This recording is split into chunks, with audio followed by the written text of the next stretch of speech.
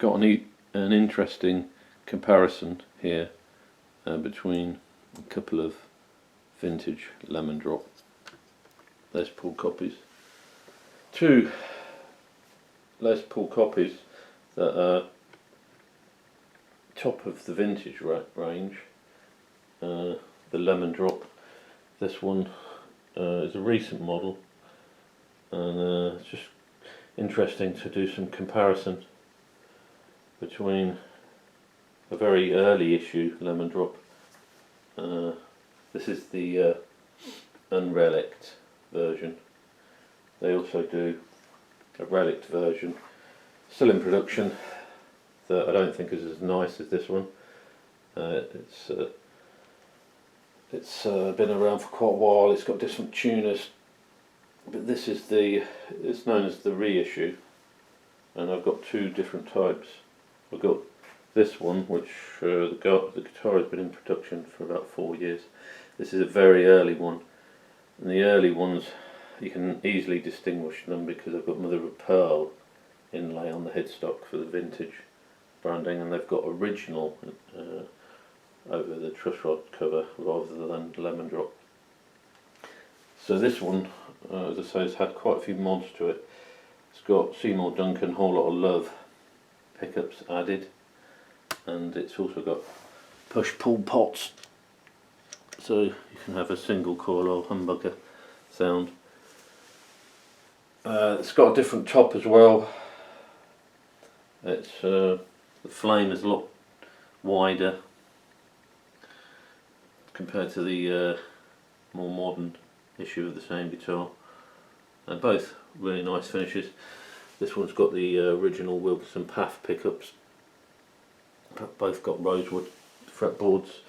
This one, the newer one, is a bit lighter, the wood, and it's got a three-piece neck.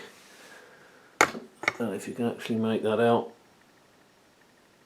where the join is there, but it's a three-piece neck, but the same sort of cutaway, easy access. There's also a heel joint there. It looks like it's from what I can make out, a two-piece body. It's got the Gary Moore style volume knobs, which come as standard. This is I think a 2013 model which came out. So the idea really was to give customers the opportunity to have an unrelic version, because the relic version's been around quite a while. It's got a heel joint there, but it's got the scarf joint there, but it's not got a central joint that I can make out that the more modern version has. Looks again like it's a two-piece body, a different type of wood, darker colour. As I say, this has had significant upgrade. So I got this guitar on the right. I swapped it for my Vintage V100 Gold Top and my Vintage Paradise. The seller was advertising it for a £350 all wood swap. So the upgrades on it were probably worth, the guitar new would have been about £350, plus the upgrades were about £250. That's about £600 worth of guitar that I picked up for. I paid £400 for the two V100s that I swapped for it. So yeah, both excellent guitars. As you can see, the newer issue, it's not mother of pearl inlay, so they're just sort of saving, I think. It's one area they can save a bit of money. There's the Lemondrop on the cover, truss rod cover. These guitars are superb guitars for the money. When you consider these two guitars cost me 2/3 less than a Gibson Les Paul, and they've got maple caps, really nice tops, two-piece bodies. So what do they actually sound like? Let's try the modded version with the Whole Lot of Love pickups first.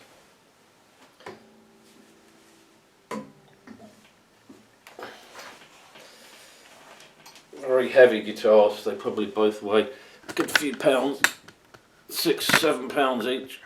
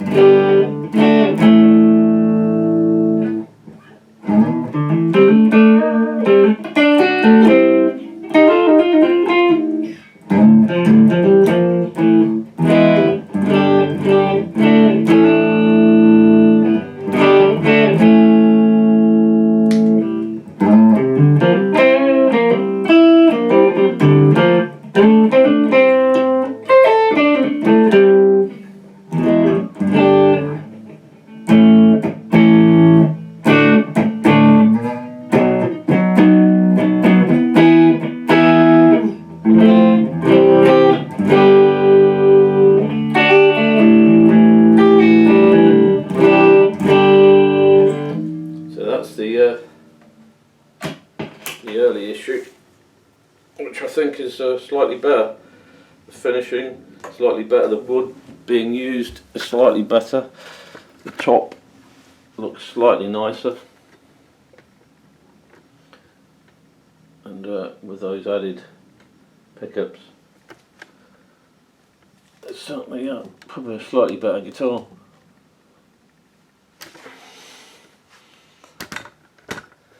And now the more recent issue of this guitar. Obviously it's going to sound a bit different because it's got different pickups, but these guitars really compare well with Gibsons. There's not a lot in it. I played Gibsons and they don't sound that much better.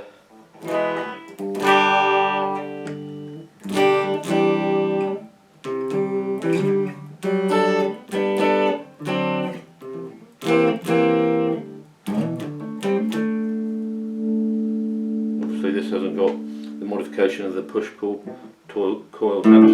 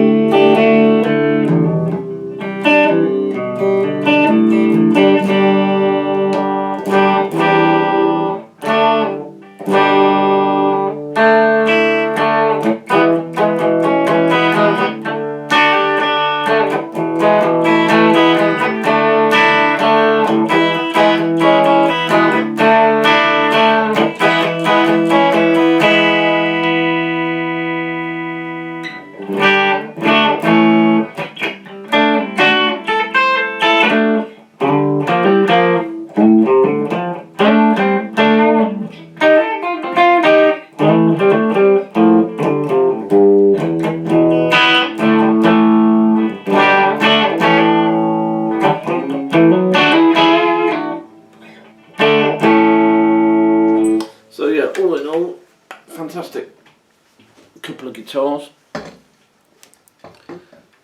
Very good value for money. Top of the range vintage V100s, the Lemondrops. I'd certainly advise going for this particular model out of all the V100s. They're just better finished, easy. They just feel better when you're playing. Of course, they've got the more of a Gibson style headstock than Epiphones, and probably a bit cheaper. I mean, these are currently retailing for about £400 in the UK. A bit harder to get hold of in the US. A little bit more expensive in the US as well. Made in China. But yeah, as an alternative to Gibson, they're very good quality. The inlays are really nice, bounded, maple cap, solid mahogany bodies, the way, you know, equivalent to what you'd expect a Gibson to weigh, pretty hefty guitars, and just, you know, this one's a classic example of perfect for modding as well. Yeah. I hope you liked the video.